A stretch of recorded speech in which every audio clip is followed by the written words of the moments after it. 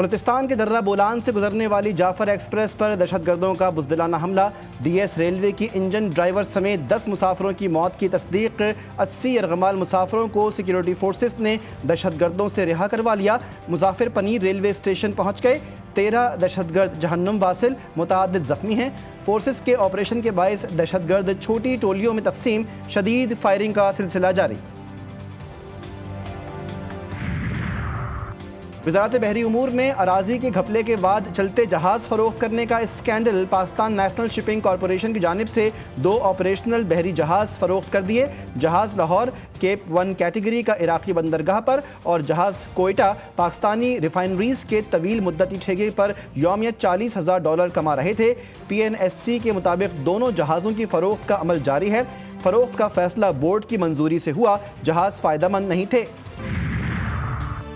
اور ماہ رمضان کی خوبصورت ساعتوں میں ایمان تازہ کرنے والے لمحات، دل کو چھو لینے والے مناظر، سحر افطار GTV نیوز کے ساتھ خصوصی ٹرانسمیشن عرفان رمضان عوام کی توجہ کا مرکز۔ علماء کرام کا افطار سے قبل ملکۃ العرب ام المومنین حضرت خدیجہ الکبریٰ سلام اللہ علیہا کے فضائل و کمال کا بیان، تلاوت اور نعت کی پرنور محفل۔ شیف گلزار نے بنانا سکھائے مزے مزے کے پکوان۔ 10 رمضان کی نشریات آپ دیکھ سکیں گے YouTube اور GTV کی ویب سائٹس پر۔ پاکستان تحریک انصاف مدارس بل پر ہمیں سپورٹ کرے، ہم احتجاج میں سپورٹ کریں گے۔ جمعیت علماء اسلام کی PTI کا ساتھ دینے کی مشروط آمادگی۔ PTI اور JUI کی رات گئے ہونے والی ملاقات کی اندرونی کہانی سامنے آ گئی۔ PTI نے عید کے بعد JUI کو احتجاج میں شمولیت کی دعوت دی تھی۔ PTI نے واضح جواب دینے کے بجائے بانی PTI سے مشاورت کا وقت مانگ لیا۔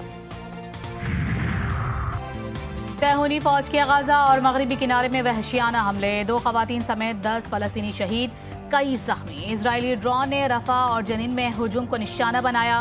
صہیونی فوج کا جنین میں جھڑپوں کے دوران 3 مزاحمت کاروں کو شہید کرنے کا دعویٰ۔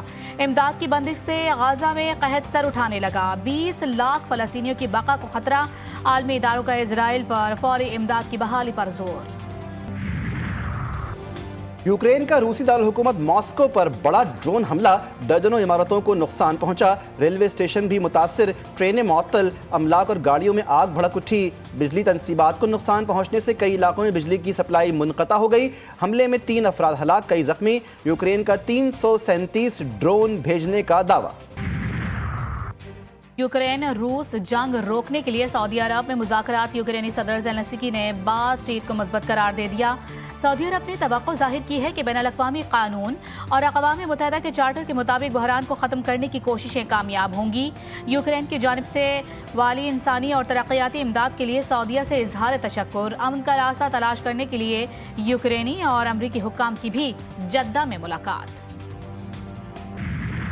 IMF کے ساتھ مذاکرات میں پاکستان کی اہم کامیابی، بجلی فی یونٹ $2 سستی کرنے پر IMF رضامند۔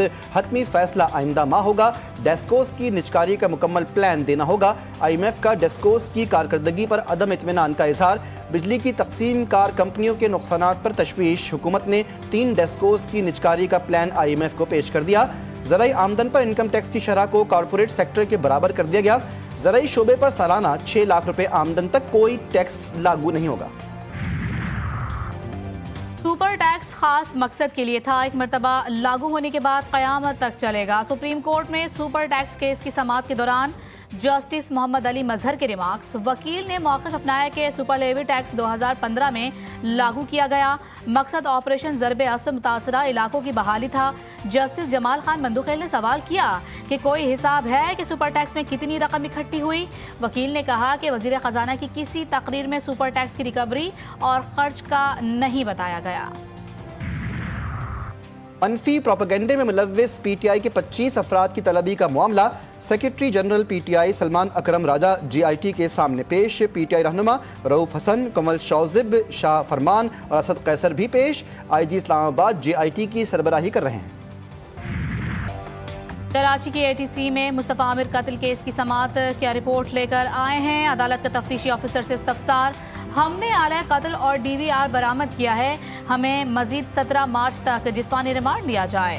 تفتیشی آفیسر کا جواب، وکیل نے کہا میڈیا پر اسٹیک دکھائی جا چکی ہے، عدالت نے دیکھی ہوگی، میرے علم میں ہے نہ میڈیا دیکھتا ہوں، فاضل جج کا جواب۔ ملزم کے جسمانی ریمانڈ میں 7 روز کی توسیع، آئندہ سماعت پر پروگریس رپورٹ طلب۔ عدالت کی ملزم کی والدین سے بھی 5 منٹ ملاقات کی اجازت۔